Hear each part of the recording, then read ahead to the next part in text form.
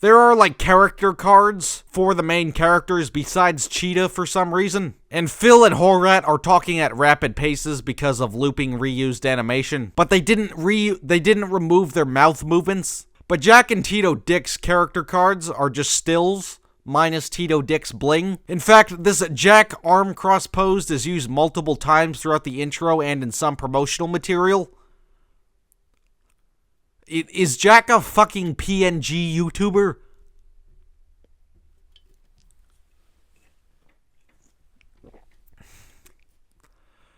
During the Tito Dick loves the ladies parts, they show Phil loving the ladies. That trait can apply to both characters, but it's just a distracting editing choice. There are multiple edits of the intro using different footage as the show progresses. But the main editing variations are just there to include more shots of Cheetah and Cherry's tits. And in some other edits, Dwayne's backing vocals are removed, but they didn't remove Dwayne's animation. But that's just the version in the show. The previously unreleased full version has another rap verse and another ooh before the second rap. The second rap featuring more character descriptions. So I can give it plus for the extended version taking the time to describe the secondary characters, which is less important information to the general concept of the show. But these descriptions are completely useless as well. Dwayne is a hater makes no sense because he actually loves the main family. They hate him, which I think that lyric was attempting to convey. Phil gets a second description to, I guess, make it even with Jack, who gets a second description, but that's in the first rap verse of the song. Like, that's useless information. How do you lead masturbation? But they use Sanji's description of operating a porno shop to mock Ron Jeremy. And a Ron Jeremy impersonation is in the show a couple of times, but, like, that's not an original character. I get what the lyric is trying to do, but it's pointless. Oh, great, more gibberish. It's just the thing Nump says. That's just a random rapper reference with no point and is irrelevant to describing Angel. Then Ed and Manu get descriptions, but they barely describe anything. And Manu's name isn't pronounced correctly. At least it establishes characters, unlike Angela Anaconda's, which it says it's going to, but it doesn't. If you look at the behind-the-scenes stuff, Jesse Hernandez and Nump are the only ones that aren't uncomfortable with the show's existence. Jesse is credited as co-creator, but Jesse was clearly the more passionate of the two. Jesse thought this shit was amazing. So one thing about the episode's plots is that there's barely a distinguishable beginning, middle, and end because these stories are so incomprehensible and there's so much filler in each episode. So it's kind of even a difficult show to recap. But a pilot should serve as an introductory to the setup and subsequent conflicts. But what's the conflict of the story driving all the characters together? Well, Jack and Horat arrive in Cali and Phil shows Jack around the city, which serves as an introductory to all the side characters. The only crucial thing it does is establish Cheetah as a love interest for Jack, but they never give us a reason to care about the main ensemble. The Nutshack.net says that Tito Dick used to be famous, so, like, why not make this the family's backstory? Like, what happened to Phil's parents? Are they dead? Did they abandon him? Are they in prison? Who is Dick the brother of? What is Jack's reason for moving to different countries? Why is Dick the godparent of two nephews? Why is Dick 65 and still live in an apartment and not married? How did Phil meet his best friend Cheetah, etc.? Like I said, the show has a non-traditional family. It's more complicated than Mommy and Daddy, and the reason... Like I said, the show has a non-traditional family setup, so it's more complicated than just Mommy and Daddy. Like I said, the show has a non-traditional family setup, so it's more complicated than Mommy and Daddy, and the reason for why the setup is non-traditional is never established. It establishes characters, but for no narrative reason, it's just fucking noise. There's a scene dedicated to establishing Becky, and I guess Becky is the Nutshack There's a scene dedicated to establishing Becky, and I guess Becky was a character they had plans for but never did anything with because she's in the intro and in a ton of backgrounds. And I guess Becky was a character they had plans for but didn't do anything with, because she's in the backgrounds in the intro and in some websites' promos and gets a proper introduction, but she never has another speaking role ever again. I guess they forgot about her after this episode beyond later background appearances. Oh, I can't forget the epic poop fight scene on the airplane. You want to know what this reminds me of? A YouTube video from 2008 called Lego Airplane Disaster, where Indiana Jones takes a shit on an airplane. It reminds me of a YouTube video from 2008 called Lego Airplane Disaster, where Indiana Jones takes a shit on an airplane. And the turd is so big that the plane spirals and crashes. Except that was an early YouTube video made by children and not a show on television made by adults. This episode is a bigger piece of shit than Lego Indiana Jones. The main cast minus Dick go to Lake Tahoe, a real location, with all the characters going there for a different reason. Phil and Horat don't want to ski, but they want to be in porn, which is being shot there by Cherry Pie. Cheetah actually wants to go skiing, and Jack is trying to bang Cheetah. Dwayne also meets Cheetah for the first time, so that's 3 characters that want to fuck Cheetah. So then they waste time driving, and then waste time skiing, which contributes nothing to the main conflicts. And it turns out that gay porn was being shot there, so Phil and Horat don't get any honey. So all the conflicts are just bait and switch, like, haha, Jack gets pussy instead of Horat and Phil. Like, this episode has 2 plots with 2 barely even conflicts. In fact, there's barely a reason for the conflicts to be set in a different location besides wasting time driving and skiing. And Jack and Cheetah hooking up, I guess for the rest of the show is a will they won't they get official, I guess. It's pretty uneventful to have them fuck by episode 2. It's just noise and edgelord garbage with a Nevada coat of paint. Yeah, because that's what this show needed, a fucking Johnny Test whip crack. So, sources for the name of this episode are contradictory. Some say it's Pimp My Jeepney, others say The Jeepney Episode.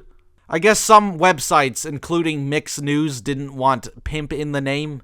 But the phrase Pimp My Jeepney appears in the episode, so I assume that's the correct title. So, Jack gets his jeepney shipped from the Philippines. Jeepneys are like minibuses that are popular in the Philippines. Can't say the show didn't teach me nothing. But everybody makes fun of Jack for driving a jeepney, including Jerome and Jamar, who are first introduced here. I guess this is the start of their rivalry. So, they get challenged to a street race with Jack's jeepney, but afterward, for a reason completely unrelated to the main plot, Phil is insecure about his But afterward, for a completely unrelated reason to the main plot, Phil feels insecure about his appearance, according to Horat at least. I think it's because he was made fun of for being seen next to Jack with his jeepney. Or, it's just nonsense filler. But for no reason, Phil and Horat go to Cherry Pie's beauty salon and get a makeover, and he becomes a femboy. Uh-oh, don't let X get a hold of this episode, otherwise it'll turn into triple X. Then everybody makes fun of femboy Phil, which I guess the plot is supposed to be making fun of little Kim, who is infamous for having tons of plastic surgery. This subplot's conflict is resolved in like 2 minutes after Phil takes the makeup off. So you guessed it, filler. There's even a fourth wall break advertising the website, and this isn't like a promotional thing, this is a scene in the show. But it turns into like a parody of car mod shows like Top Gear, which is just an excuse for pointless celebrity jokes that don't mean anything. And this parody is just randomly shoved in there, it's not like a full-on parody episode. That would be more consistent. But the whole conflict, but you figure the main conflict would be like the race, but that's resolved in like 2 minutes too. And Jerome and Jamar have to be femboys. There's like 3 minutes of episode. The rest is just fucking screaming and it's awful. Tito Dick based unironically. Now, this is the first attempt at a commentary episode being on the use of cosmetic surgeries. So Dwayne gets plastic surgery and he starts pulling hose. So, the main cast and a few others, besides Cheetah and Horat, decide to get plastic surgery. Cheetah opposes the use of plastic surgery, and Horat agrees with her because he wants to fuck her. So the whole episode just devolves into plastic surgery jokes. The whole episode is just, guys, don't get plastic surgery, and fuck you, Cheetah, we did it anyway. There's even like another giant TV show parody segment in the middle, for a more logical reason. This time parodying those like Love Island type dating reality shows, but besides that it's mostly the same scene for 22 minutes. But the worst part is that this episode could have actually worked given that the episode shows 2 different sides of the argument, and dating reality shows are also fucking atrocious. And the show has a character that's unmarried at 65 and a transsexual in the cast, so 2 demographics that may actually get cosmetics. And at the end, all the plastic surgery backfires, which also could have been an interesting conflict, physical health complications, but it's just a lazy conclusion to not make the changes permanent. This episode could have been something, but it's the same shit for 22 minutes. But so this episode is about karma. So Phil acts like an asshole, but because of a cursed balut egg, bad things happen to him after each demeanor. Balut is eggs full of fertilized duck embryo. It's a popular street food in Southeast Asia. But that's just the main plot. There's a subplot explaining the backstory of the cursed balut egg. So Snoop Dogg and Tupac are ducks and start shitting on random celebrities, then they shit on a baby. But then an Eazy-E duck shows up for no reason and they get thunderstruck, meaning that Swoop Ducky Duck is either A, a cop-raping transvestite from Long Beach, or B, the writers don't know how birds work. The whole backstory is presented out of order for some reason. It's intertwined between the various Phil being an asshole scenes. So the backstory is slowly revealed, but it's just filler. So the backstory is like a prequel to the main plot until the end of the backstory subplot, which isn't until the end of the episode. But then, at the last 8 minutes of the episode, Phil and Jack host a party, and it's in a first-person perspective from both Phil and Jack simultaneously. And it's just 8 minutes of party gags, and cutaway to the grandma who sold the cursed balut egg taking a shit for some reason, for all you grandma pooping fans. The last 8 minutes is like Scary Godmother, but with sex jokes. Like 36% of this, like 8 minutes of this episode, is barely connected to the other plots. It's like the writers didn't know what to do, so they just tacked on a random party episode as a bonus, but it's not a bonus, it's a bare minimum. Like the writers didn't know what to do, so they just tacked on a random party episode as a bonus, but it's not a bonus, it's an attempt to reach bare minimum length. This episode has the Phil getting bit in the ass scene and the epic Slim Shady parody. But the cursed balut egg backstory scenes are actually so bad they're hilarious. The subplot is actually worth an ironic watch. So this is the first hypothetical non-canon episode of the show, which serves as a retelling of the story of Zatachi, the blind samurai, a Japanese character from the 1830s, who's had lots of movie retellings over the years, given that he's a public domain character.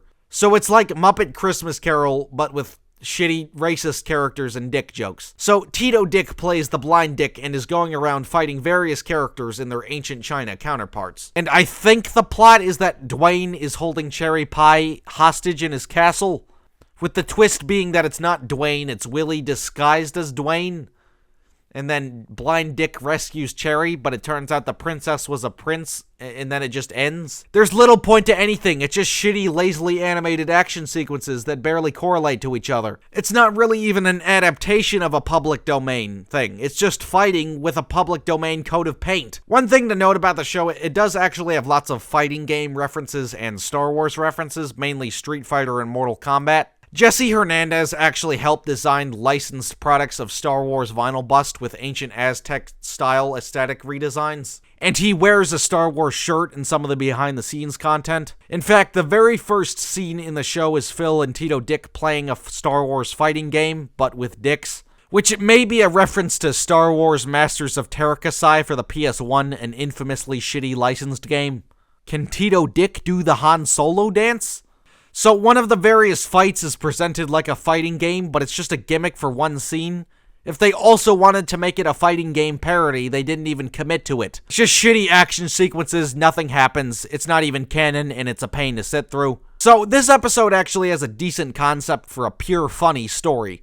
The episode consisting of all the weed in the world disappearing, so they go on a crusade to find a temple that could bring it all back. It actually has two decent jokes, the first where Phil's withdrawals allow him to become responsible, and another where Phil holds a public poll asking how many people want to fuck Cheetah. But it goes on for way too long. It even follows into a chowderish fourth wall break of the entire crew wanting to fuck Cheetah. It'd be funny if it didn't go on for 40 seconds. It could have been done in 6. But the episode cuts between 3 different plots all at different times, like Duck Karma, except they actually do a better job of establishing time jumps with proper transitions. So I guess it improves on telling multiple plots compared to Duck Karma. But the antagonist of the episode is Bob Saget. Why? Because random celebrity reference. Like, it makes no sense for Bob Saget to erase all the weed in the world. It's not even explained how he did it. Now, I may be overthinking this, but in the movie Half-Baked, starring Dave Chappelle, Bob Saget makes a cameo at a rehab group meeting. So Bob Saget in this episode may be the role he played as that cameo in Half-Baked, and he gets rid of all the weed and Bob Saget is against weed in that movie because he prefers coke. It's probably just a lazy excuse to make fun of Bob Saget because Full House is cheesy and dated and set in Cali. But maybe I'm just giving this show too much credit. So Bob Saget is after the main cast to prevent weed from becoming a thing again. While also holding Dwayne and Sanji hostage, Tito Dick constantly interrupts Phil's and the gang's journey because he wants Hopia from the store because filler and random culture reference. Bob Saget is a shit antagonist. Bob Saget constantly feels the need to elaborate that he's Bob Saget, which is just a ripoff of the portrayal of Matt Damon in Team America World Police where Matt Damon only says his name. And that was directed by the South Park guys. In fact, speaking of Bob Saget and South Park had a Bob Saget episode, but Bob Saget actually had a point to be portrayed in it. Because the characters are trying to get a spot on America's Stupidest Home Videos. And Bob Saget hosted the actual show of what it's parodying at a point, so it makes sense to parody the host in a TV show parody. But here, Bob Saget has no point. It's one of the more tolerable episodes because it has an identifiable beginning, middle, and end, and an antagonist. And basic storytelling is a rarity for this show. So this episode is another commentary, this time being on rap culture, and it's a bare minimum commentary. So influenced by Nump and Jerome, Jack decides that he wants to be a gangsta rapper. Then they waste a bunch of time teaching Jack how to be one. But then Jack gets shot in the ass. But then Jack is fine and joins a group called the Crackers with Attitude as the only non-white member. And then the episode ends. Like, it's a satire, but it's a bare minimum satire. Like, guys, did you know that rappers get shot? Guys, did you know that celebrities make bad decisions? There's rap music video parody segments which are clearly supposed to be bad on purpose, but they're so bad at being bad on purpose that it's somehow good. It's like post-irony, not quite post-irony or just normal irony. It's like double ironic, making it funny somehow. In fact, this reminds me of Jeffy the Rapper, if you remember that shit. Don't worry, Logan's on the hit list, where it's just scenes of one of the cast members saying the N-word, then a rap number, then getting shot. But Jeffy the Rapper came out in 2017. Guys, did Super Mario Logan rip off the Nutshack? Probably not, because neither tried, but this episode is painful, and it's barely a satire. But this episode could have worked, given the urban setting. And you know, Biggie's mom once said that her son would still be alive if he didn't pursue a economically viable but dangerous lifestyle on a speech called Miss Wallace I Can't Play for Copyright. Like, this episode could have had a point to exist.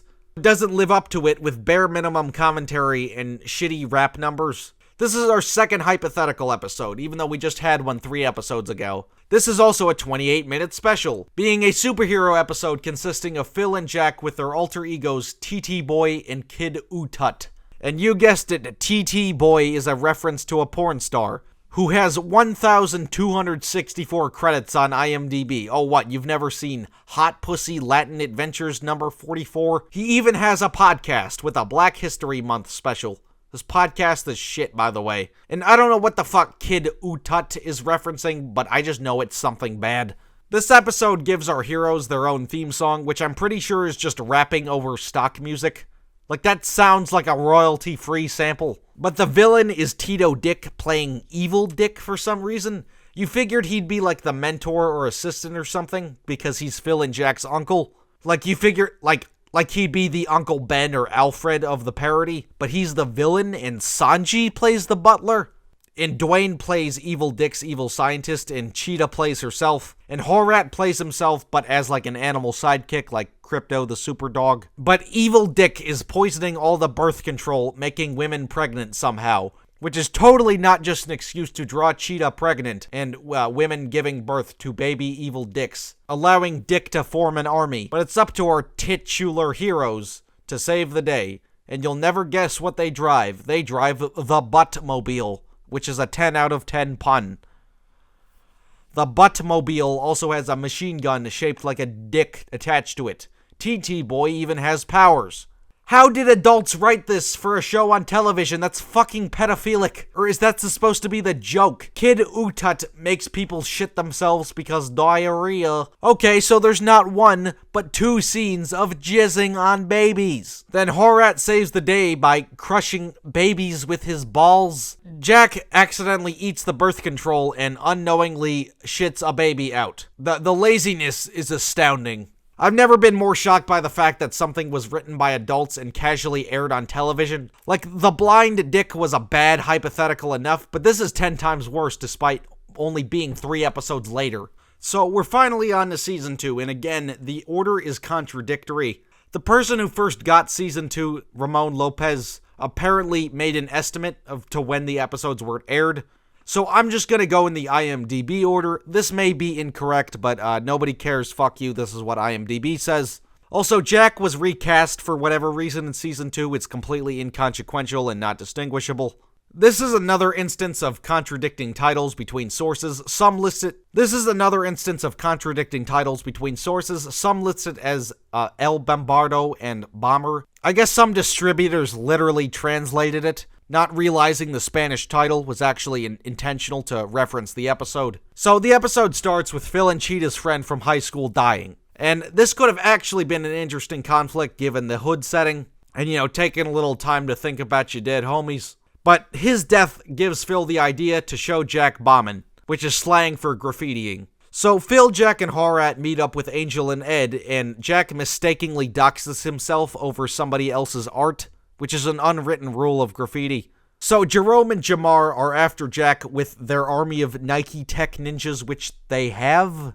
Then the rest of the episode is just shitty fighting, but it's revealed that Angel can canonically resurrect people as Mexicans because reference and racism, making him canonically the most powerful character. Once Angel can revive people, all tension in the action scenes are immediately removed. So why doesn't Angel just bring back the friend who died at the beginning? They don't even resolve that. It's one of the more watchable episodes because there's an antagonist with a motivation for only half of it until it's just fighting, but unlike The Blind Dick, there is correlation to the fighting. So this is another 28-minute special about Father's Day, and this is also the biggest instance of missed potential within the show. So Phil feels insecure about the fact that he was raised by his uncle and not his father. But Tito Dick is afraid to tell him the truth, so he makes up a fake story and identity. But Phil takes it literally. This conflict of Dick lying is never resolved. So Phil, Jack, and Horat decide to take a trip to the Philippines so Phil can meet the rest of his family that he'd been separated from his whole life, being raised in Cali. We even get to see Phil as a child, and they just pitch shift his normal voice instead of getting a child to voice him. Which is a good thing, because whoever wrote the machine gun jizzing on babies joke shouldn't be allowed near children. So they go on a plane which has repurposed assets from the epic poop airplane fight episode,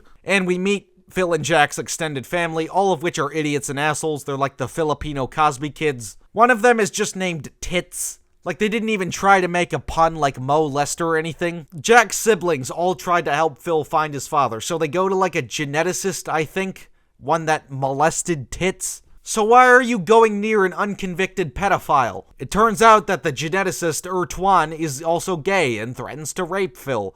It's funny because he's gay and a rapist and a pedophile, and he raped a minor named Tits. This video is gonna get my channel deleted, isn't it? Gorsh! So the fucking rapist geneticist doesn't help, so they go on a parody of Maury Povich. Maybe it's a parody of the Filipino equivalent, if there's a Filipino Maury Povich down there, I don't know. But the Maury Povich clone doesn't help, so then they go to Tito Dick's brother, Tito Ting, and it turns out that the Tito brothers survived a tsunami, which they call a tornado for some reason. But all the men died, and because sex equals funny, they had to repopulate the Philippines. But Phil was adopted, a presumed tsunami survivor, so his father isn't either Tito, so it's a mystery. I guess he was just raised with Tito Dick, his uncle, so Tito Ting is his adopted father and Jack's father, in the eyes of the law, making Tito Dick his uncle, but he's still alive. So Tito Ting was his adopted father and Jack's father, then in the eyes of the law, making Tito Dick his uncle, and he's still alive. So why did he move to Cali with his uncle? And why did Tito move to Cali? The backstory is so unnecessarily complicated and doesn't make any fucking sense. And again, the Nutshack.net says he used to be famous, so I guess Tito found work in America and took one of the kids with him. not minding that he's choosing to separate a child from the rest of his adopted family and didn't have a wife to help raise the adopted child. And then randomly, decades later, Jack decides to move in with the two of them. Like, if he was in a boy band, then why is Tito living in the shitter of Cali? So why couldn't Phil's parents just go to prison or something and have Jack be Tito Dick's son? I prefer my Nutshack fanfiction, which I said retcons this shitty backstory and makes sense for a ghetto setting. It's also shit as a Maury Povich parody.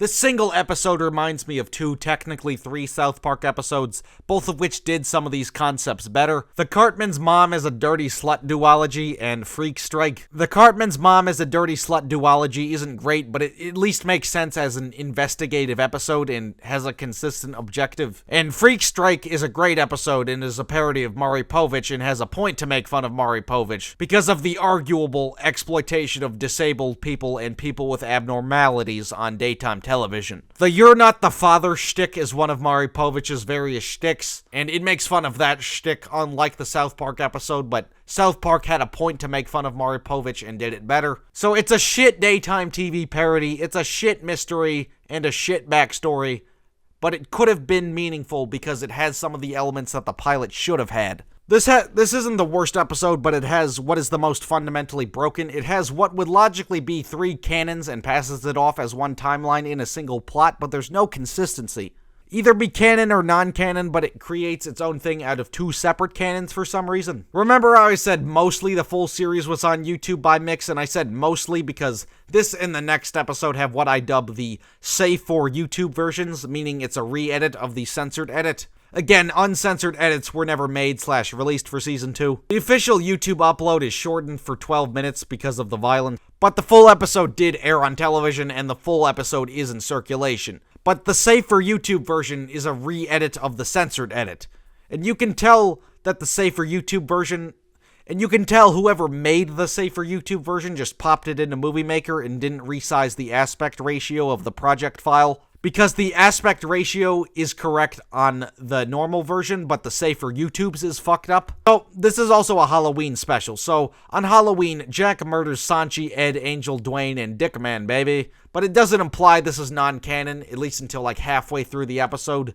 Because you could actually kill a character. You know, because Phil and Cheetah's friend died 2 episodes ago. But it turns out it wasn't Jack killing people, it was Jack's doppelganger son, which is the baby he shit out at the end of TT Boy and Kid Utat. But this episode is clearly not set in that timeline because Dwayne and Tito Dick were villains, and this is also in the normal city setting. So it randomly turns into a sequel to a different hypothetical, so out of nowhere it becomes TT Boy and Kid Utat 2. I guess they saw Butters turn into Professor Chaos and saw how the superhero personas could just show up in South Park. But in South Park, it's children using their imagination, so the entire universe isn't altered when... But in South Park, it's children using their imagination, so the entire universe timeline isn't altered, so nothing changes when the personas show up, it's not real. This also introduces Cheetah as TT Girl, who shoots electricity out of her reasonably proportioned breasts.